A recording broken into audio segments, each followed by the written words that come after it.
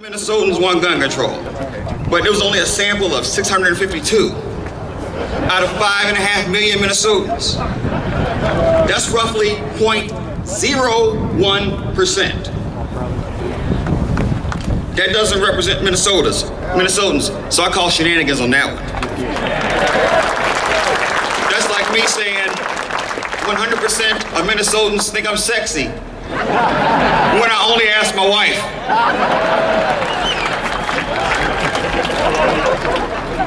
Restricting our rights to bear arms will solve absolutely nothing. Criminals, by pure definition, do not obey the laws. We do. My natural right for self-preservation overrides your fear of an inanimate object, a tool.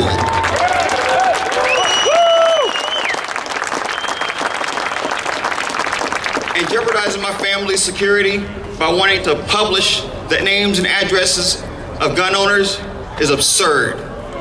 Don't put my family in jeopardy to push your agenda. It's time to shed ignorance. Right here at the state capitol, we also lifted the notice requirement so you could carry right here at your capitol without notifying anybody else.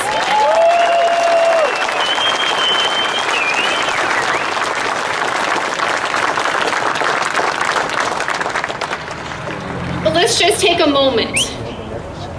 What would it be like if we once again had Democrat control of the House, the Senate, and the governor's office?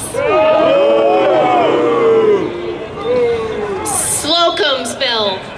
Representative Slocum's bill would be your future. Do you want to know what's in that bill? Mandatory registration for every single firearm. Prohibiting the purchase, the sale, the transfer, or even leaving our state with a semi-automatic rifle.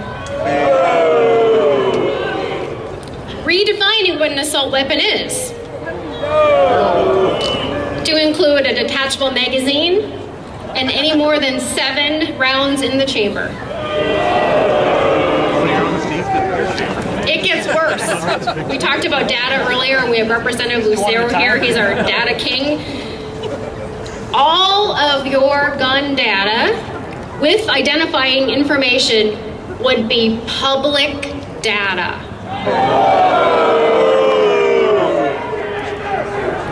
The worst of all, and I'm sure the police hate this the worst of all, you have to allow the police into your home to make sure that your firearms have been properly stored. That's what your future would look like with a Democrat-controlled House, Senate, and governor's office yet again. That's their agenda. It's a violation of the Fourth Amendment. Let's look at what the Democrats call reasonable gun control measures.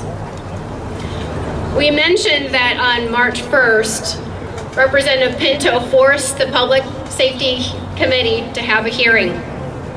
Now, he's a Harvard-educated lawyer. I went toe-to-toe with him on the red flag law.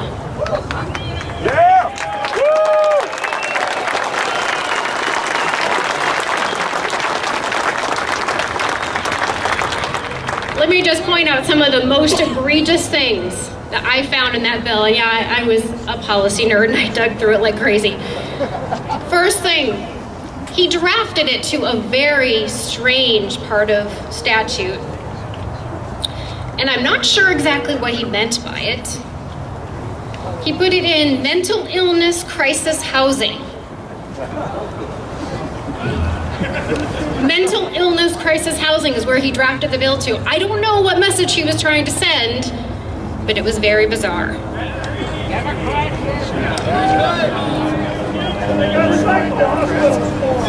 Then, to take your guns away, the legal standard is a preponderance of evidence, and it could be an ex parte hearing. So what does that mean in our common language? It means a thumbnail more than 50%, more likely than not, that you are dangerous and your guns should be taken away. And you don't have to be at the hearing when they talk about it. That's ex parte. Nope. Then to get your guns back, if they take them from you for 6 months to 2 years, then it's a higher legal standard to get them back. Clear and convincing, so that's 75%. You have to prove to the court that you are not dangerous. In what court of law do you have to prove yourself innocent? That was my question to him. He didn't have an answer. How's that not infringement?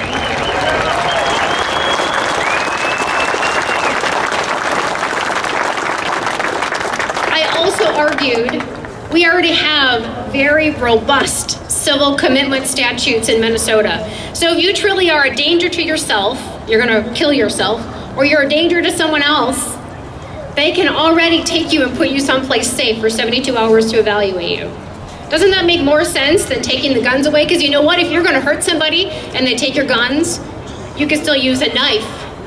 You could use a rope. You could use a hammer. You could use a truck. You could use a van. You could use a bomb, like in Oklahoma City. It doesn't take away the problem. Now, we at the Minnesota House of Representatives and the Minnesota Senate, we are concerned about protecting life. Every life, from conception till natural death.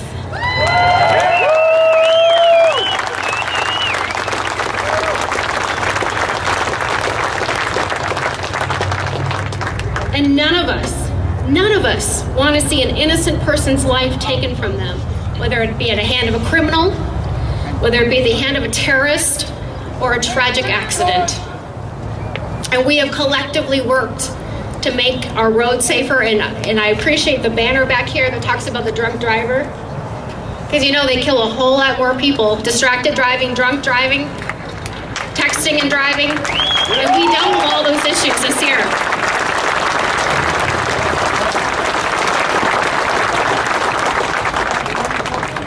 I myself have a bill that would mandate, after your second offense, ignition interlock, so a drunk driver couldn't get in their car and go and kill somebody.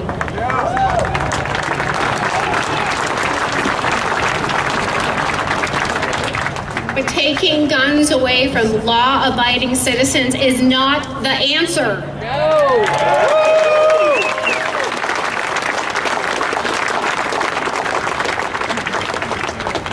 We stand here today, united, law-abiding citizens to defend our Second Amendment rights.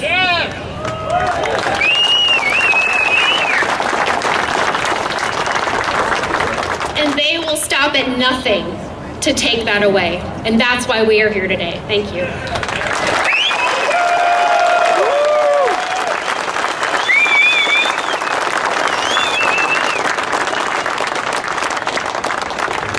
Thank you, Representative O'Neill. Thank you very much. Third and fourth year of the Trump administration, and to make sure we continue to protect our God-given rights.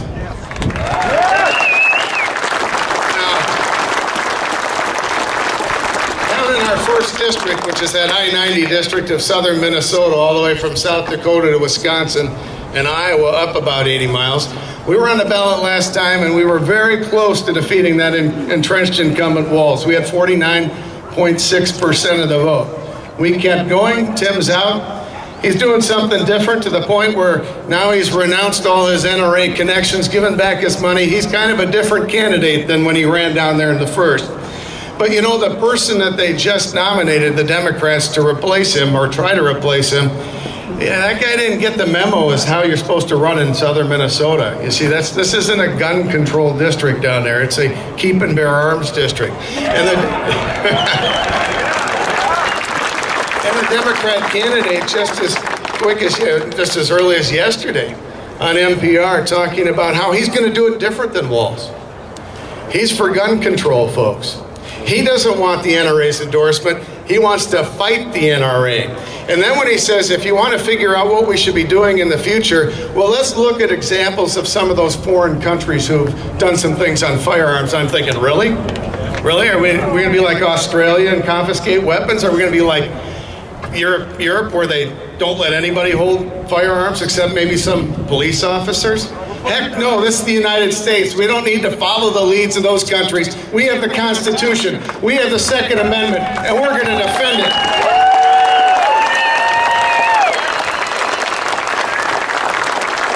So I'm on the side of the Second Amendment, I'm on your side, and I understand that more of these gun control initiatives that they're putting there, all it does is take away the rights of law-abiding Americans. That doesn't make us safe. What the liberals don't get is that there's evil. There are premeditated acts of murder and other things in our society. That's a bad thing. Thank goodness we have law enforcement out there doing everything to get those bad guys off the streets and people to prosecute them and put them in jail for as long as possible. That's what's important. But you know, in Minnesota, we have some history about how this isn't a firearms thing versus that. You know, we're at a record high for firearms ownership in Minnesota. We're at a record. There you go. I guess we can clap on it. We're at a record high for concealed carry permits in Minnesota. And yet, we're at a 50-year low for violent crimes. What does that tell us? It tells us that good people, just like you, just like us, acting responsibly, we do make a difference, and we're an example for the nation in that. Now, so folks, this is an important election. Let's go out there in November and win this thing. Let's defend our Constitution. Let's defend our Second Amendment. Let's defend America. Thank you very much.